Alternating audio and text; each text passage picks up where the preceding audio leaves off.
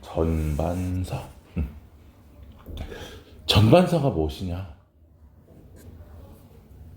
전부 반사하는 것. 그럼 전부 반사한다라는 얘기는 거울 같은 경우도 반사잖아, 그렇지? 근데 거울은 전반사라고 안 불러, 그냥 반사라고 불러, 그렇지?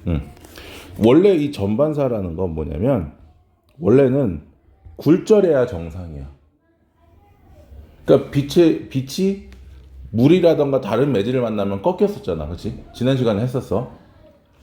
빛이 꺾이는 굴절 현상이 일어나야 되는데 이 굴절이 일어나지 않고 대신에 뭐가 일어난다? 반사가 일어난다가 전반사야. 실제로 굴절이 일어날 때는 반사도 함께 일어나. 굴절만 일어나는 게 아니야. 그래서 우리 지난 시간에 했던 것 중에 이렇게 이제 물과 공기가 있으면 빛이 이렇게 들어왔어. 여기 휘어졌네. 빛이 여기서 이렇게 들어오면, 그지? 요걸 기준으로 아래쪽에 물 쪽으로 이렇게 꺾인다 그랬어. 맞아요? 이게 굴절이었단 말이야. 그런데 이때 요거를 무슨 각? 우리가 법선하고의 각도를 입사각. 요 아래쪽의 각도를 무슨 각? 굴절각이라고 불러. 근데 이때 항상 뭐도 일어나냐면 반사도 일어난단 말이야. 그래서 여기 각도를 무슨 각? 반사각이라고 불러. 그러면 중요한 건 뭐냐면 입사각과 반사각은 어떻더라? 항상 같다. 이게 반사의 법칙이라고 불러. 그래서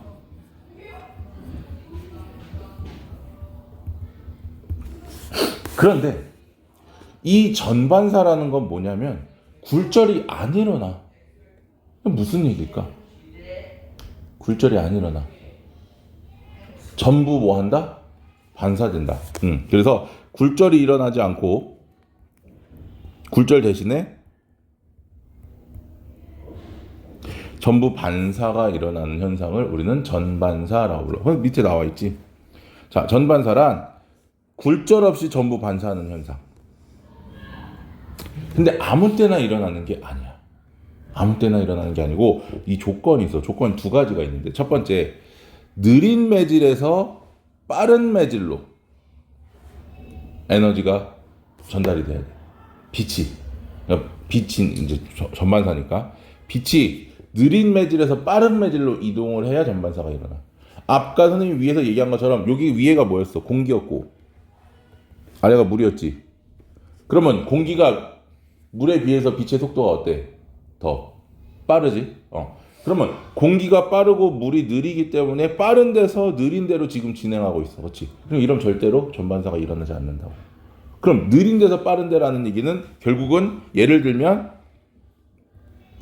어디에서? 물에서 공기 쪽으로 간다거나 또는 유리에서 물 쪽으로 간다거나. 우리가 어디서? 자, 지난 시간에 했던 것 중에 공기보다 굴절률이 누가 컸어? 물이 컸고, 물보다 유리가 컸고, 유리보다 그렇지, 다이아몬드가 컸었지.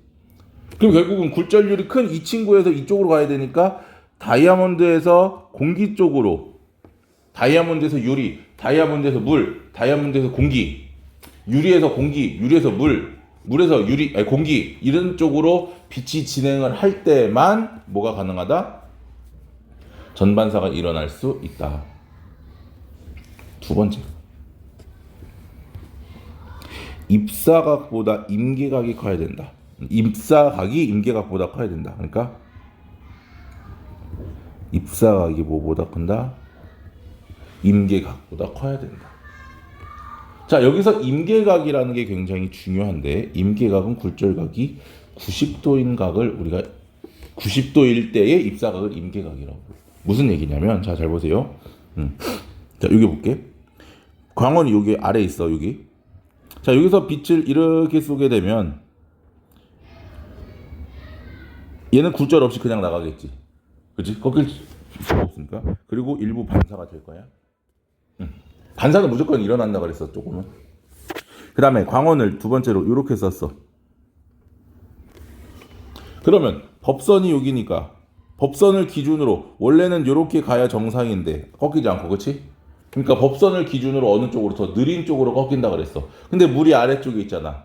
그러니까 법선을 기준으로 나가는 그러니까 꺾이지 않은 선을 기준으로 더 아래쪽에 있는 이쪽으로 꺾인단 말이지. 무슨 말인지 이해되지? 그럼 입사각이 요거고 굴절각이 요거야, 그렇지? 근데 이 각도가 점점점 커지다 보면 어느 순간 얘가 이렇게 가야 될 거 아니야, 그렇지? 그지? 그런데 아래쪽으로 꺾이다 보니까 굴절이 이렇게 되는 경우가 생긴단 말이야.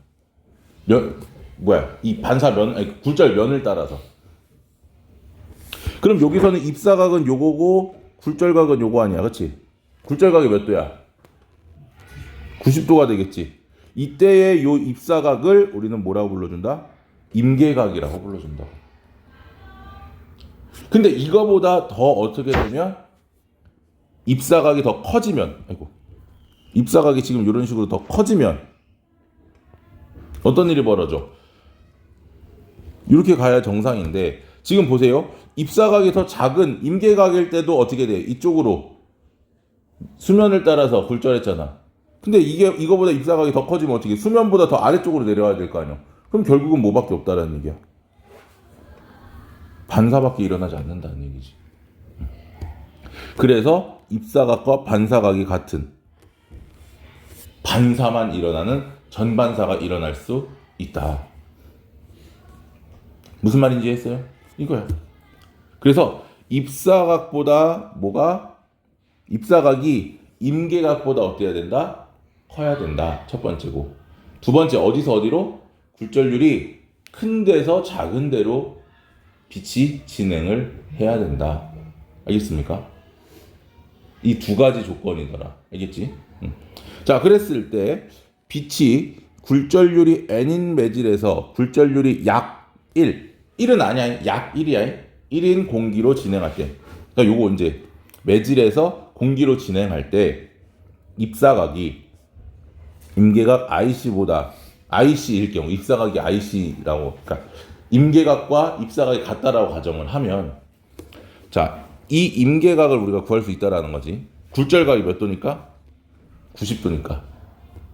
스넬 법칙 기억나니? 굴절각 사인분의 입사각 사인이 값이 일정하다. 그치? 그게 굴절률에 어땠어? 반비례했었지. 또 기억 못하는 눈치니까. 아이고, 너무 많이 봤네. 요건 뭐였어? 굴절각. 그치? 굴절각이 쌓인가? 요건 입사각의 쌓인가?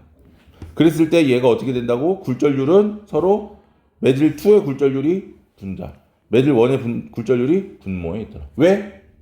굴절률은 빛의 상대 속도에 의해서 나타나는 속도의 역수 관계니까. 그래서 우리가 여기서도 마찬가지로 밑에서도 이거야. 굴절각 얼마야? 90도. 사인 90도. 그 다음에 입사각이 뭐였어? 임계각이었잖아. 방금 조건이. 그러면 요 임계각의 굴절률, 그리고 요거 90도는 뭐였어? 공기의 굴절률이잖아. 그치? 근데 그게 상대값으로 1이었었잖아. 맞죠? 이제 사인 90도는 얼마야? 역시 1이지. 그러니까 요러한 임계각은 뭐분의 굴절률. 뭐의 굴절률? 매질이, 그러니까 빛이 시작되는 매질의 굴절률 분의 1이더라. 임계각은 사인 값을 구할 때. 알겠습니까? 그래서 굴절률이 클수록 얘는 점점점 작아진다. 그죠? 너무 쉬워. 그래서 임계각이 유리는 약 42도, 물은 약 48도. 아까 얘기했지? 물보다 유리가 굴절률이 더 어땠어? 컸거든. 컸으니까 임계각은 더 작더라. 그래서 빛의 굴절률이 N1인 매질에서 N2인 매질로 진행할 때는 요거는 이제 공기로 진행을 했으니까 공기로 굴절률 1로 놓은 거고 모분의 사인 90도 똑같잖아. 왜? 임계각은 무조건 굴절각이 몇 도니까 90도니까 사인 90도분의 입사각 임계각 그치? 사인 임계각은 N1분의 N2 맞습니까? 그럼 결국은 요렇게 나온다라는 거지. 왜? 어차피 이거는 1이니까. 공식을 외우려고 한다기보다는 굴절률이 뭐에 반비례하더라. 굴절률은 속도에 반비례했더라. 그 속도는 뭐에? 입사각 또는 굴절각에 의해서 영향을 받는다는 거지. 아니, 그거에 영향을 받는다기보다 사인 굴절각분의 사인 입사각은 뭐에? 입사된 매질의 굴절률 분의 굴절된 매질의 굴절률. 서로 뭐다? 반비례 관계다라는 거 기억해야 된다. 밑에는 똑같은 얘기야. 굴절률 차가 클수록 즉 N1이 더 클수록 N2가 작을수록 임계각도는 작다. 뭐 그 정도 얘기이기 때문에 앞에 스넬의 법칙을 좀 완벽하게 이해를 했다면 이 전반사는 두 가지 조건만 기억하면 된다 이거지. 굴절률이 큰 데서 작은 데로 그리고 입사각이 임계각보다 커야 된다라는 거. 그래서 지금 보면은 공기에서 물로 진행하면 전반사가 일어나지 않는다. 알겠습니까? 무조건. 그래서 입사각보다 큰 각도로 입사시키면 전반사가 일어난다. 자, 그럼 전반사라는 것은 이 전반사의 특징이 굉장히 중요한데 빛의 세기가 뭐가 되지 않고 약화되지 않고 왜? 반사. 그리고 빛의 빛의 진행 경로를 바꿀 수 있어서 빛을 멀리까지 보낼 수 있다. 대표적인 전반사를 많이 이용하는 것 중에 하나가 이 광섬유야.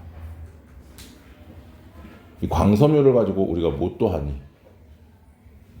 광통신. 우리가 사용하고 있는 인터넷. 집에 랜선 꽂잖아. 광케이블이란 말이야. 근데 보면은 우리가 꽂는 랜선 끝에는 빛이 아니고 구리선들이 연결이 돼 있어, 그렇지? 왜냐면 이 빛의 정보를 구리의 정보, 그러니까 전기적 신호로 바꿔주는 게 들어간단 말이야. 왜?